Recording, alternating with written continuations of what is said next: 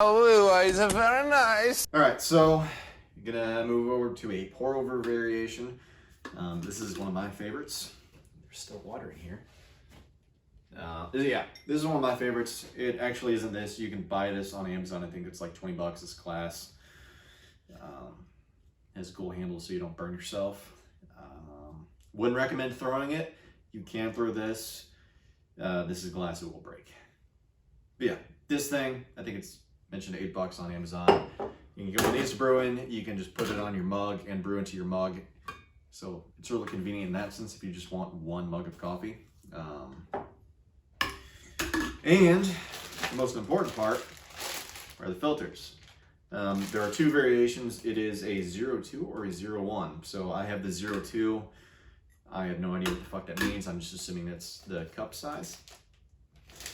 But the Hario V60 filters, you want to get, they come in a couple variations. I know there are some that come in this. These are the ones I get because we're in America, but apparently if you're in other parts of the country or world, you will get things that either come in a box or you will get ones that come in like one of those, like, they're still like the plastic wrap, but they're like vacuum sealed. I have no idea. Apparently they're all different.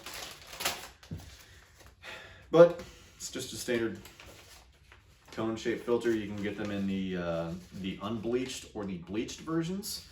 I prefer mine to be bleached because I like it to look nice. Why are you making that face?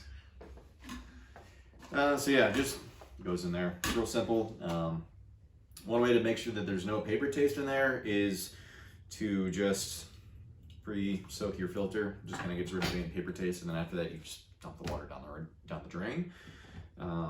Make sure you do that, or else you'll be really pissed when you later find out that your coffee is still watered down because you left that in there.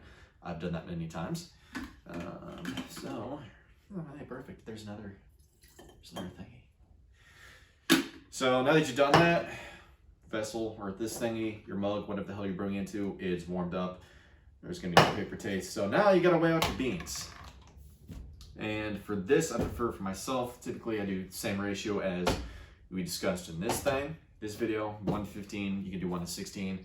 Doesn't really matter, whatever your taste prefers. If you like your coffee really strong, you do a 1 to 14 or 1 to 15. If you like your coffee a little bit not as strong, that made sense, right? Grammar, English, right? You can do 1 to 15 or, no, 1 to 16 or 1 to 17. But the most important part is coffee. So, open up your bag.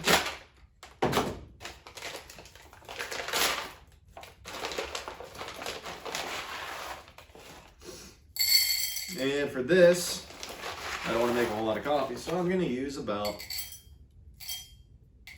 25 grams of coffee. And honest to God, I have no idea how many scoops that comes out to. Let me scoop it out for you. That sounds weird. We'll say 2 scoops. So, if you get a Hario V60, you'll get one of these nifty things. You can literally just scoop it out. All right, so we have our ground coffee and our thingy thing. And we're gonna make sure you get all of our coffee out and put it into your V60, which, if you don't know what a V60 is or why they call it a V60, I honestly gotta have no fucking clue. It's a pour over. It's pretty much what it is. You're gonna be holding the thing, your kettle. I prefer, if you're gonna do a pour over, if you brew pour over, get a gooseneck kettle, which is this thing. I guess because the neck looks like a goose. I don't know. It just makes it easier to control the pour.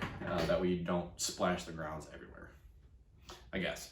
But as far as the grind size, what you're looking for is you want it to be a little bit coarser than the grind that you used for your standard drip.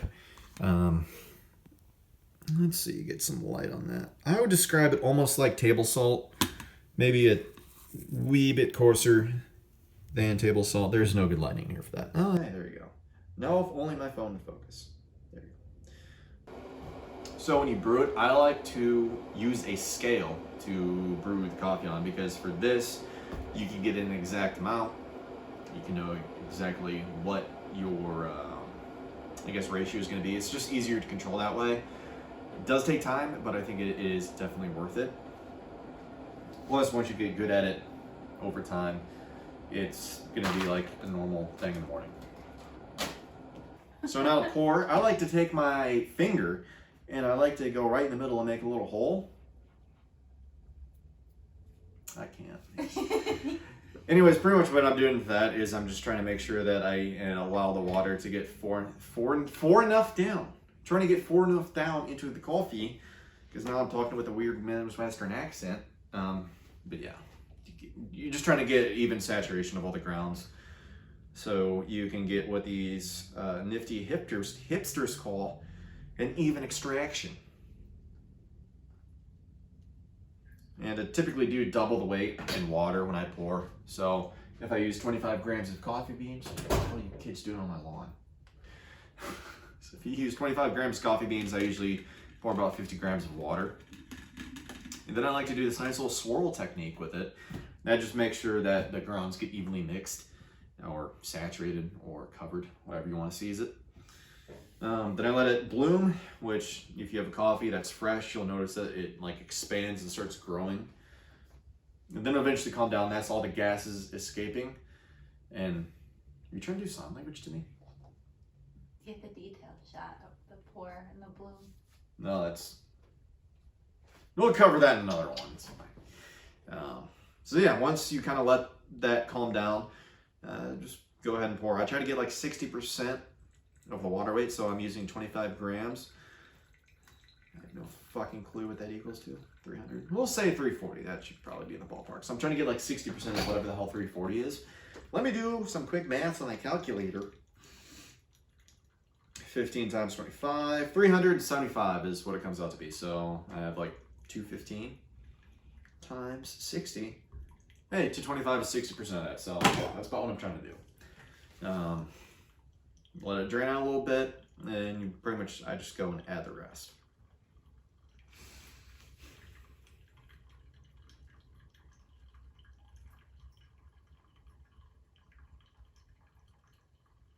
It's almost like I'm peeing. Just some water dripping into the pot. All right, cool. So 378 grams. That's it's close enough. So I try to get this brewed in about 2 pours. If you add, I think, once you get to about like 35 grams of coffee, you start having to do more than 2 pours. That's just because the amount of volume it takes, it doesn't work out in the actual thing. What I'm doing now, I'm just kind of swirling around again, just to make sure that all the grounds that are on the inside of the walls, which I guess I'll show you up close and personal, the POV shot of what that looks like. So as you can see, when you brew, all the water comes up, also brings the grounds up, and they get stuck to the side of the wall. So when you just kind of swirl around like that, it's going to get all the coffee around the edges here down, and it's going to keep it in the water, which is going to help it brew evenly. So when it's done brewing, you should get an even flat bed of coffee. So once that's done brewing, like I usually like once it just, it's just dripping, I kind of just take the thing and I just dump it in there, the filter. Put it in the trash, put it in the compost, whatever the hell you want to do with it. But yeah, that's how I brew a V60. You get a really clean cup from it. You get a lot of flavor that you wouldn't get out of a standard drip or even a French press. As far as coffees go, I prefer medium and dark in a standard drip pot, just because I think that really adds it really complements the flavor of the coffee, whereas if you use something lighter, you'll probably get a lot more bitterness than you would in something like this, where I just used a light roast. So I'm going to get a lot of good flavors out of this. It's still going to be a little bit bitter, but not like terrible. So then you just pour it in your nifty little cup, and you just go on your way. Thanks. It's fucking terrible.